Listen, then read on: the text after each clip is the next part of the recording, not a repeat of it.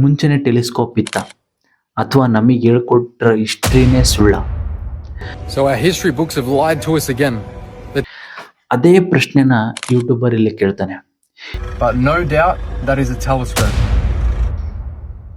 12ನೇ ಶತಮಾನದಲ್ಲಿ ವಿಷ್ಣುವರ್ಧನ ನಿರ್ಮಿಸಿರೋ ಹಳೆಬೀಡಿನ ಹೊಯ್ಸಳೇಶ್ವರ ದೇವಾಲಯ ಈಗಿನ ಕಾಲದವರೆಗೂ ಅದು ಬಹಳಷ್ಟು ಜನರಿಗೆ ಆಶ್ಚರ್ಯ ಮೂಡಿಸುತ್ತೆ. ದೇವಸ್ಥಾನ ಸುತ್ತ ಕೆತ್ತಿರೋ ಬಹಳಷ್ಟು ಕೆತ್ತನೆಗಳಲ್ಲಿ ಒಂದು ಕೆತ್ತನೆ ಒಬ್ಬ ಆಸ್ಟ್ರೇಲಿಯನ್ ಯೂಟ್ಯೂಬರ್ನ ಗಮನ ಸೆಳೆದಿದೆ. Look at that, smaller than the size of my hand.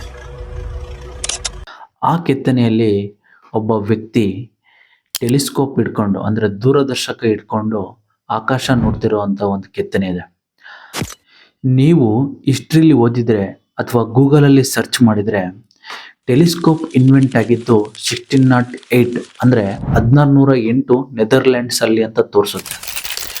ಅದೇ ಪ್ರಶ್ನೆನ ಯೂಟ್ಯೂಬರ್ ಇಲ್ಲಿ ಕೇಳ್ತಾನೆ. The telescope. They say it was only invented in 1608 in the Netherlands.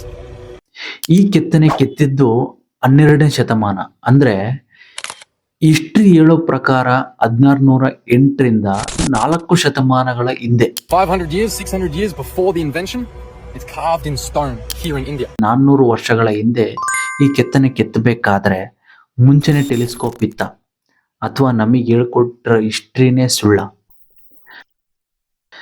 ಅದ್ರ ಬಗ್ಗೆ ಚರ್ಚೆ ಮಾಡೋಣ. ನಿಮಗೇನು ಅನಿಸುತ್ತೆ ಕಮೆಂಟ್ ಮಾಡಿ.